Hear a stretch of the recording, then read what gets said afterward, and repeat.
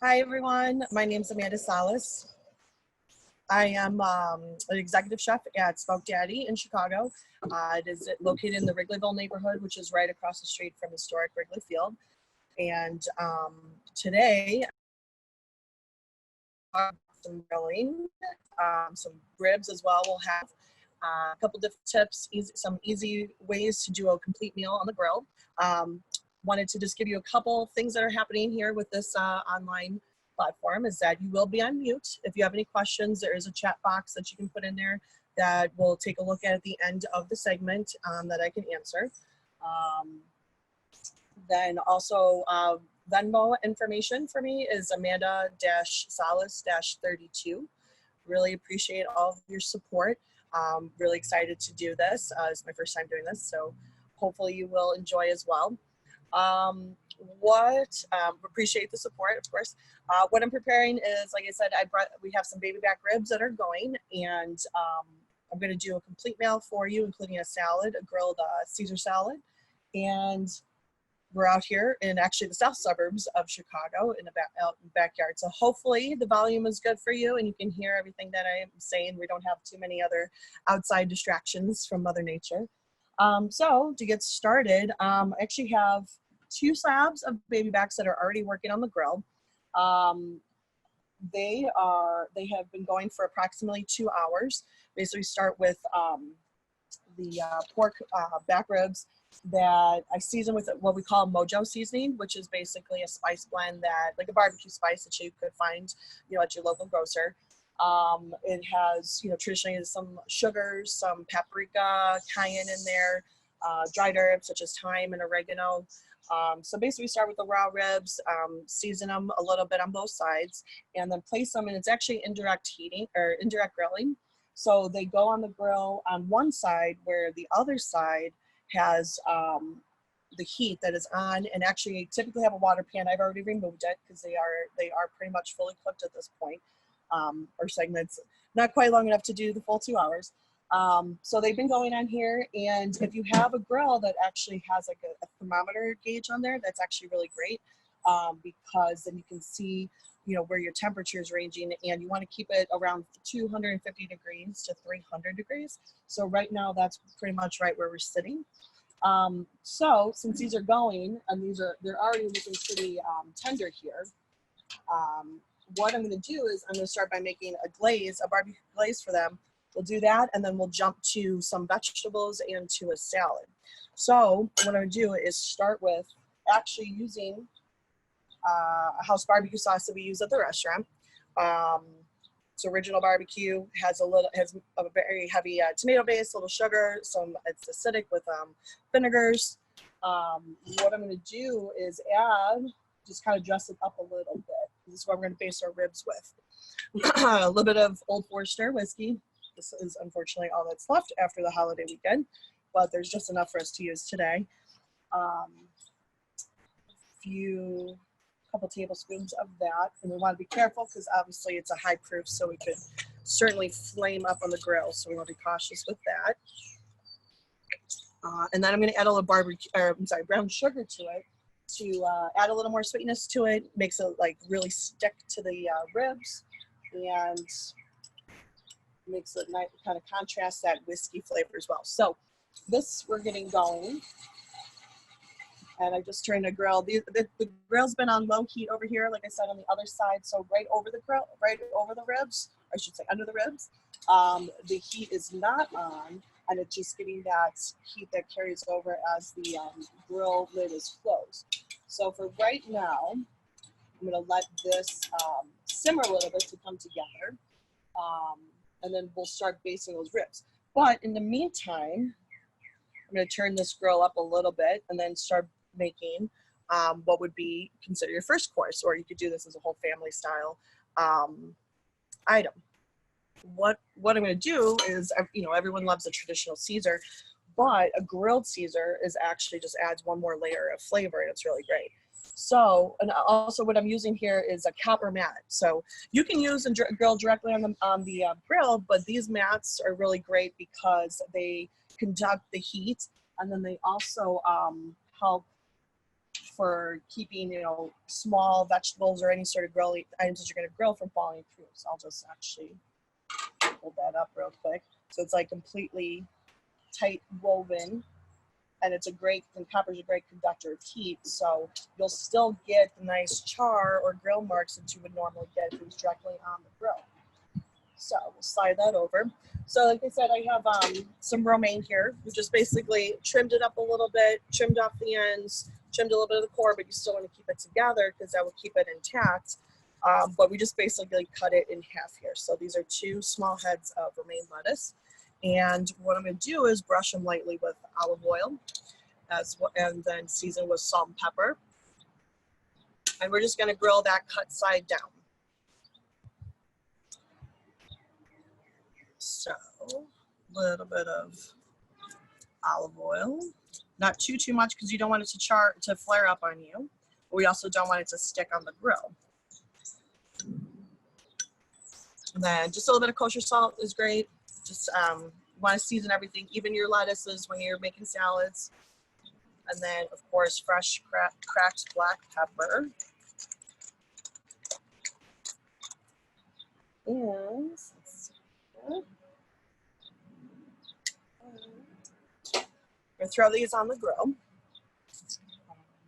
And actually, while these are grilling, because these won't take super long. And if you're doing this kind of like a dinner party, you know, and you're out there manning the grill the whole time, you can start with this, get your guests, you know, fed with a little something, and then continue on to the next main feature. So while those are grilling, I'm going to get some vegetable sides going to go with these ribs as well. So traditionally a lot of grilled vegetables, asparagus, bell peppers, mushrooms, and stuff like that. I personally love broccoli and cauliflower, and actually our family has been doing that a lot lately when we've been growing out. I think the kids and my husband are getting sick of it, but the added flavor from the grill on broccoli and cauliflower is just really tasty. So what I do is I have cauliflower, broccoli, of course, been washed and dried, and then when we cut them, you want to try and cut as much as possible. So you try and get like some flat surfaces because it makes it so you can have a flat surface as you grill it. So you can see a little bit flat there. And then what we're going to do with these is I'm going to actually just drizzle olive oil right over it. We're going to add some garlic, some dried herbs, and then we're going to add some citrus to it as well.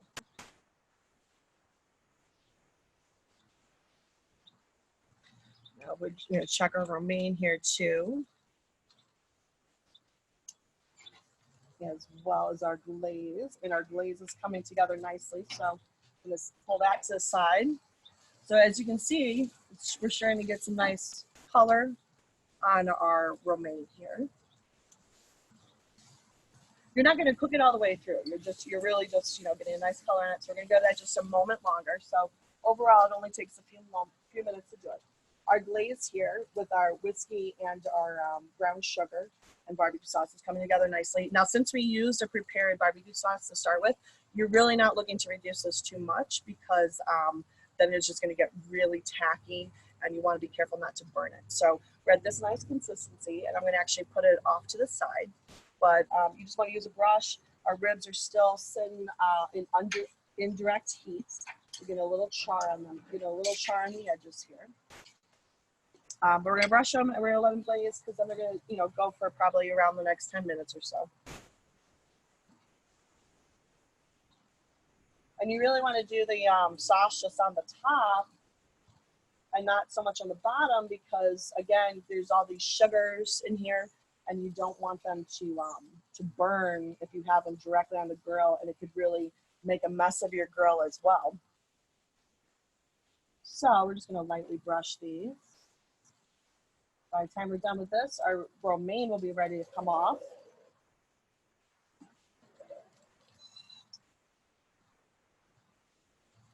And we will make a Caesar salad. So we're going to let these glaze, and we'll even close up the grill for a moment while we dress our Caesar salad. Now you can I did cheat and have my salad dressing ready already. Just we're limited on space here. But you can make your own, you can purchase your own with anchovies, without anchovies. You could even get anchovies and grill them and to add on top. So I still have heat going on the other side of my grill. Well, and my ribs are on the side that does not, but I'm gonna close this for a little bit, get my temperature back up there, and that's gonna help kind of set that barbecue glaze on it. And then here, we've got my salad that's gonna be ready to be dressed, but we're gonna set it right here and get these vegetables on the grill. Now I know I'm bouncing around a lot, but this is also because we have different cooking times here. So I've dressed our vegetables with a little olive oil. I drizzled it. I'm gonna just brush a little bit more on top of them too. Should have done this before I close the grill. So we'll let the barbecue sauce set on the ribs as well as let these vegetables cook with them. So we're gonna add kosher salt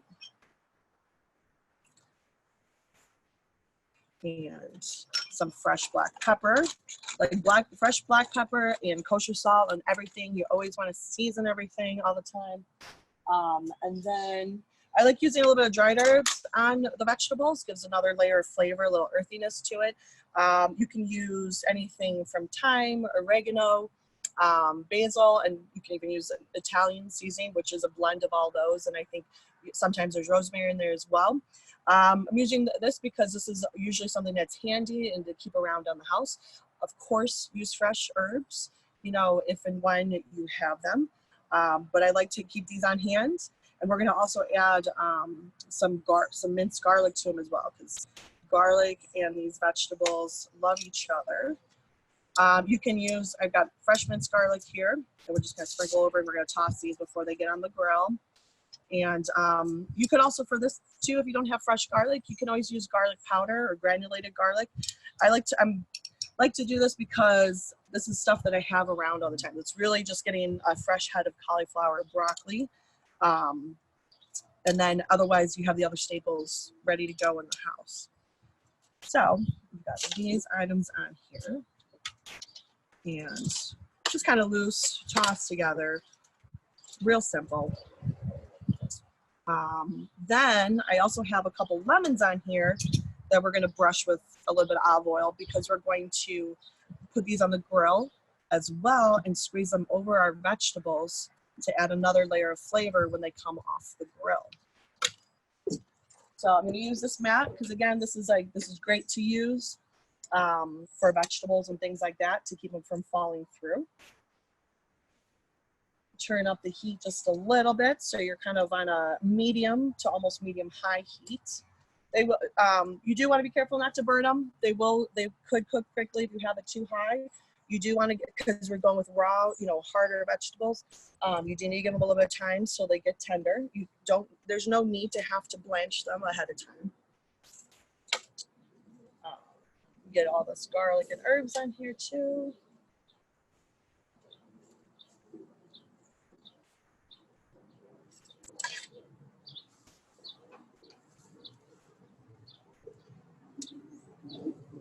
And with it, you're doing this simple seasoning, you could do this with your traditional asparagus that you might grill, or bell peppers or mushrooms. It really, you know, if you love garlic, you love herbs, it works for all of them, all sorts of vegetables. And then I'm also going to add these lemons on here so we get some chard. Those just need a few minutes as well. We're gonna move this out of,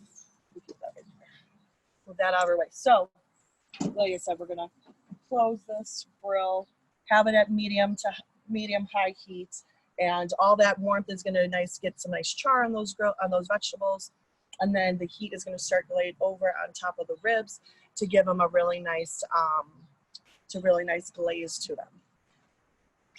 Now, let me jump back to my Caesar salad here. So we have our romaine lettuce. So basically it's been wilted, right? We brushed it with a little bit of olive oil, seasoned with salt and pepper, gave it just a couple minutes on the grill. There's no need to close the grill when you're doing the romaine, because it'll just be it would wilt it too much. You want to serve this, you know, where it's, you know, still a little warm in room temperature. I have a little bit of Caesar dressing ready to go here, and also some Parmesan, so your traditional Ingredients to Caesar salad. We'll just kind of lightly drizzle and toss it in here.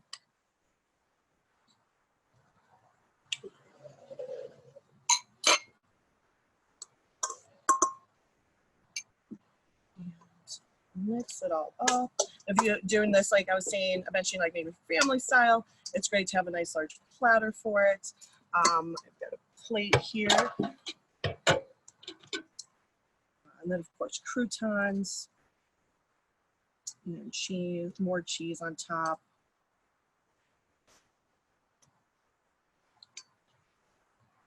And it does become a nice little fork and knife salad to eat. Add a little more Parmesan on top here, and I'll show you the finished plate here in a second. A few croutons that we toasted up already. This becomes becomes a traditional classic salad that has another layer of flavor because it is grilled. I have a little help in the background here, making sure you guys can all see and get a good angle. Let's see here. All right, so now we're gonna check on our vegetables here.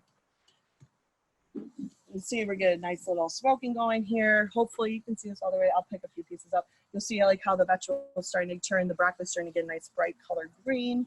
And then on the other side, we're starting to get a little bit of color here, but we do want to let it to keep going here on that side. As long as you're working, you know, controlling your heat on the nice medium to medium high, you'll be fine. But they're gonna take several minutes to do here. I'm actually gonna turn it up just a pinch. Now let's take a look at our ribs. Our ribs. Now, when you want to see like if your ribs are tender, so like I was saying, we're using indirect heat is how you would originally start with them. You'd start with the raw baby back ribs. You would season them with, or I season them with, and it's good too, like a barbecue spice, which does contain salt and peppers and usually dried herbs and sugar in there as well. It just gives it another layer of flavor. What you're looking for, and hopefully we can get a good enough view of it, is like they start to tear a little bit apart, but that's good because, and when you bend it, because that means they're nice and tender. So we're gonna let these, I think I'm gonna give them just one more brush of sauce, because why not? Give it another little layer. We've got a little bit left in here, so might as well. Nice and glazed, nice and sticky ribs.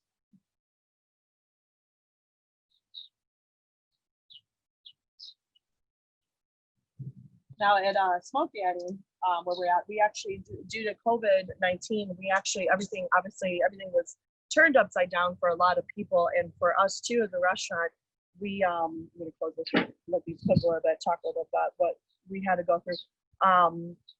Everything was changing and happening so quickly at the beginning of March, as it was for a lot of people, and we actually had to shut down. We tried to just do takeout food, which we were already a takeout to go delivery restaurant, but then we had to the owners had to make the tough decision to actually lay off all of our staff and stop to go service and then shut our doors. We were actually gearing up for baseball season. Like I said, we were right across the street from Wrigley Field, and so opening day was supposed to be March 30th. It's a bit, you know, our restaurant is a lot quieter during the off season. We do a lot of catering, Thanksgiving, smoked turkeys and stuff like that. And we were all gearing up. Like I was ready to start hiring people, and already had hired a couple people. And then we had to turn around and tell them, I'm sorry, we'll call you in 2 weeks. But of course, 2 weeks turned into 10 weeks, 12 weeks. So it was, and we had to do that even with our staff, with our regular staff that had been with us for several months and even a year or two. So it was very challenging. I know personally, I was off. So it was not like it was a planned vacation by any means. And I know a lot of people had a rough time during it. And I know it was something to get used to for sure. But then as plans changed and, you know, everybody got used to what was going on, and we were able to reopen. June 1st came around, and my boss called us back in. I would make some phone calls, bring our staff back in, and we've been up and running now for the last 1 month now. So we just had a busy 4th of July weekend, lots of catering, lots of ribs. People are super excited to get back out and dine again. And we're looking forward to hopefully getting to that next stage that allows us to have more diners inside. So it's definitely a new world that we're in and that we're getting used to. So, and I really love this idea of a platform so that it gets us to like still engage and share some tips and secrets of our trade. And I've actually never done like a cooking demo like this before outside of a few little segments here and there. So this is really a fun opportunity to do. So now that I've talked for a second here, let's take a look here at our rib and our vegetable and our lemons. So our lemons are getting a nice little color here, and we're just doing this to kind of, it sweetens the juice a little bit and makes it another layer of flavor when we put it on our vegetables. So I'm going to actually take these off and set them to the side. Our vegetables need just a little bit longer here, but I'm going to flip them over. Don't be afraid of getting a good char on them. I'll show you here in just a second after I flip a couple.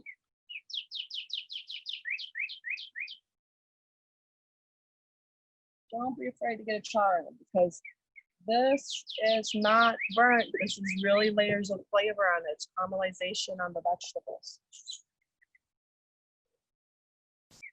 These guys all flipped over here. And then we'll take our ribs off. We'll get them cut.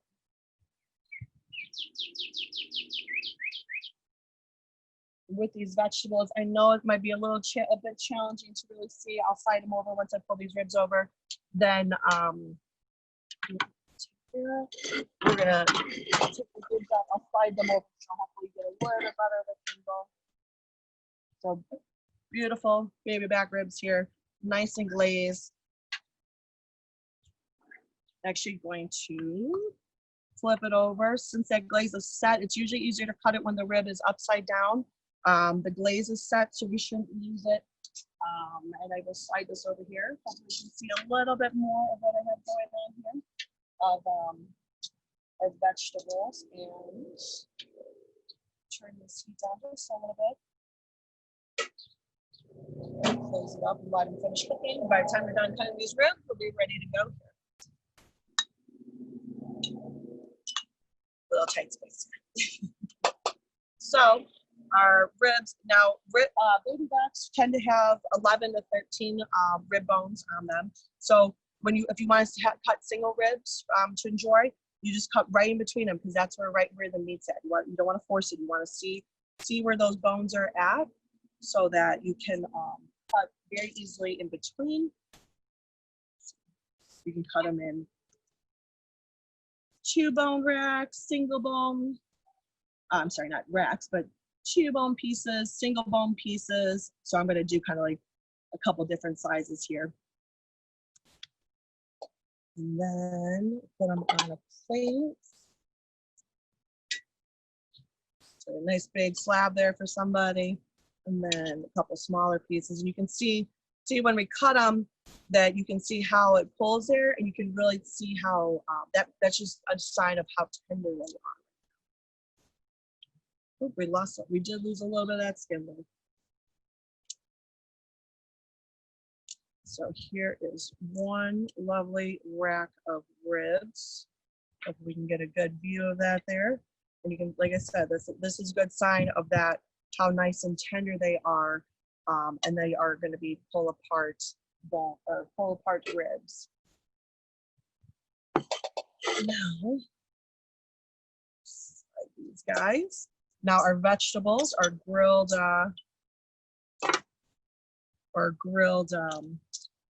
cauliflower and broccoli should be ready to go here.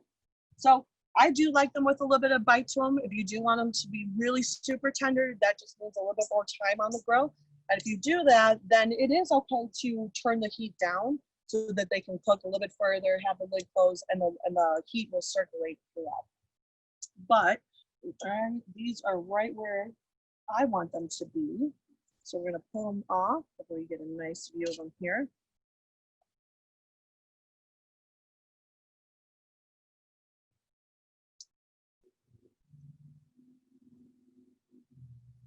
I like to just pile them up. I actually take a tray when I'm cooking out here. I usually take like a tray, put all my stuff on the grill, have everything working in different times, and then literally bring a bigger tray and put everything on it. So we have our meats on one side of it, and then we have our vegetables. And a little secret that I really love is that you're grilling like steaks or pork chops, you put them on the same platter as the vegetables, and then when everything's resting, you bring it inside. In that meantime, about 10 minutes, the juices from the meat kind of leach out while the meat's resting, and then the veggies soak them up, and it's really tasty. That's even another one. So since we grilled those vegetables, grilled these lemons, we're gonna just take the lemon. Like I said, it's kind of caramelizes the lemon juices in there, so it's not quite as acidic as if it was just raw. So we just over the top, and it gives them kind of like a natural dressing. And since we brushed them with a little bit of olive oil before I cooked them, they already have that little layer of flavor as well. I'm going to keep these other couple lemons available should we want more later. But here you go. Here's a nice platter of grilled broccoli and cauliflower, which is one of my absolute favorites. And then I think if we still have a little bit more time, maybe, what time is it? Is it? Maybe I can do just a little bit of time. I have just a quick little dessert too that you can do. It's right in the middle of summer, right? So peaches are great, nectarines are great time right now. Something I like to do, and this is going to give you a whole complete meal on the grill here. I've got some super ripe peaches that we picked up at a farmer's market up in Wisconsin, and I'm going to use a little bit of olive oil. And olive oil is perfectly fine, even though this is a dessert. We use a little bit of olive oil, and char roll is on medium heat here. And I'm going to brush these peaches, and I also have a little bit of prepared pound cake. Like I said, we can use butter, but you know what? Olive oil works just fine with it as well. We'll just build kind of like a peaches and cream, like shortcake. And what you can do is just very simply using our mat. I already flipped it over this copper mat here. You can go direct on the grill, but this is always great to do this as well, to use these mats. And then we're gonna get these peaches on here, get a nice sear, adds a nice little layer of flavor. And while those are going, I think if we have any questions, I'm gonna see if I can see our chat box and see what I can answer. What did you place the veggies on? Oh, on the grill, so there's a copper mat that I used. It's great to use. You can pick them up. I'm sure you can find them online, of course. I'm not even sure where we found this one at. I know I've seen them at even like Walmart and different stores like that. It's great to use to, let's check this here real quick. To keep those veggies from falling through. It's like I said, it's a copper mat, so it helps with it keeps the heat conducted. And then also too, you can also use something like this. It's a grill tray that has perforated holes in it, but they're much smaller holes to try and keep items from falling through. Let's see, can you make romaine on a charcoal grill? You can absolutely do all this on a charcoal grill. You just want to make sure any of this that you're doing, you want to really build your fire and keep it low, get it going. You don't want big flames going. Did you boil? I did not parboil my ribs. You certainly could if you wanted to have them partially done instead of trying to do them the entire way on the grill. One way that I've done before with ribs is done them in the oven, where you could put them in a baking dish, something that would be long enough to fit them in, like a baking sheet with the rack even, and you put a little bit of liquid in there. You still season them, and then you would cover them with foil and then bake them at about 250 degrees. And you would do that for approximately 2 hours until they start to tender. And then you could take them out. Once you take them out of the oven, then you can transfer them to the grill, and then they would be perfect. Then you can just finish them with the glaze at that point, as opposed to doing the entire process on the grill. So we have this pound cake we have going here. I'm just going to keep this from burning. Let's see, what else do we have? I think the birds are chirping for food as well. They got a little noisy there for a minute too. It's a copper mat reusable, absolutely. We actually have 2 of them, and this was the cleanest one of them. Not that it wasn't clean, but it was the less charred of one that we have. So absolutely, they're washable. Take them off the grill, wash them. Usually, like after you're done grilling, you want to keep the heat on, let kind of any excess particles kind of cook off, and then they're completely washable. Let's see, copper grill mat. Looks like someone shared we shared a website where you can find them. What temp would you cook the ribs in the oven? You'd want to cook them at about 250 degrees because you want them low and slow. If you cook something at a high temperature, it's going to tighten up the meat muscle, and then it's going to be tough, and then it's going to get probably either if you're doing it on the grill, it's going to char it and get too dark or brown. So it's always low and slow, and that's the name of the game for barbecue in general. So 250 degrees is what you would want to cook, to either whether you smoke them, which is actually what we do in the restaurant with big smokers, smoke them on the grill, or let's turn this off here. I'm losing track of my pound cake here. Or if they're done in the oven, you want to do them at 250 degrees. So I think I've answered everyone's. Thank you. This was fun. Hopefully, I'm not sure where we're at on time. Oh, look, we're already past 30 minutes. Awesome. I was afraid I was going to have enough stuff to fill the time. Here, so real quick, I will finish this pound cake.